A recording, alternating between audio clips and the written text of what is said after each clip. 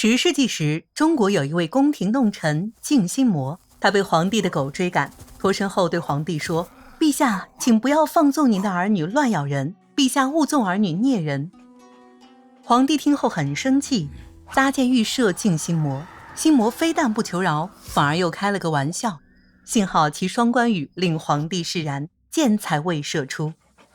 和人们通常所认为的不同，弄臣不只出现在中世纪的欧洲，也在其他文化中广为流行。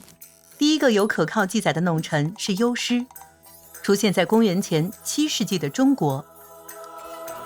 他声称，作为弄臣，他所说的话不算冒犯他人，这个特权对弄臣来说非常重要，但有时也会被打破。弄臣与权力有独特的关系，他们既被视为嘲弄的对象，也被当作娱乐者和值得信赖的伙伴。人们通过各种不同的途径成为弄臣，有的是因为在身体上或者精神上与其他人不同，有的则在一群艺人中被选出，或被旅行的侍臣招募。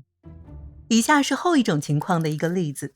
16世纪30年代，王室仆人给国王亨利8世的首席大臣写信，举荐一位少年来代替国王老去的弄臣 Sexton， 并保证这名新人会比 Sexton 更讨喜。有些弄臣天赋异禀，如12世纪亨利2世宫廷里的放屁罗兰，每个圣诞节他都会表演特别的节目，最后的环节是同时起跳、吹哨子和放屁。此外，弄臣还可以影响一些重要决定。举个例子，如果内华达山脉 Tuba-Tulabo 部落的小丑们认为酋长领导不力，他们显然可以让长老们委任一位新酋长。当然，静心魔也知道如何影响中国皇帝。有一次，皇帝狩猎正酣，当地县令请求皇帝停止践踏农田。皇帝恼羞成怒，命人把县令拖到跟前。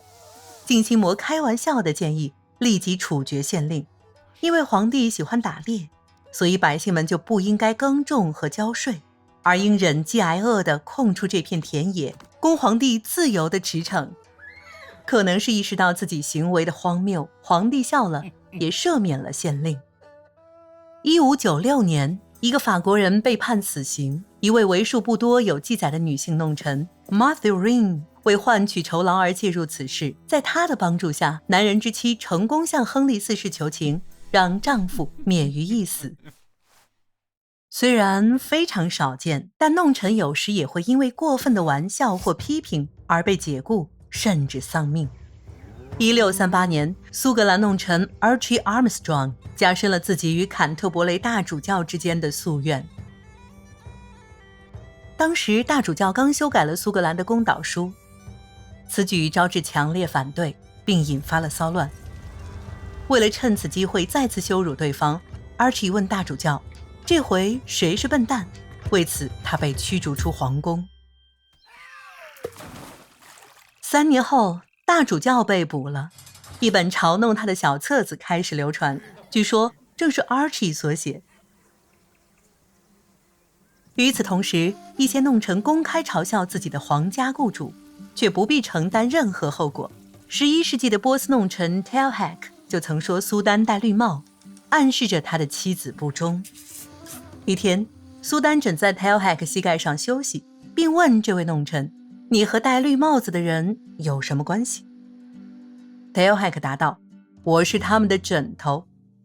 当19世纪的波斯国王询问有没有食物短缺的问题，弄臣 Kartim Shedeh 嘲讽道，我看见陛下一天只吃5顿，可见食物确实短缺。即使面对所谓君权神授的统治者们，一些弄臣仍然能够向当权者直言不讳，以及通过谜语、玩笑或幽默短句来揭示谁才是真正的笨蛋。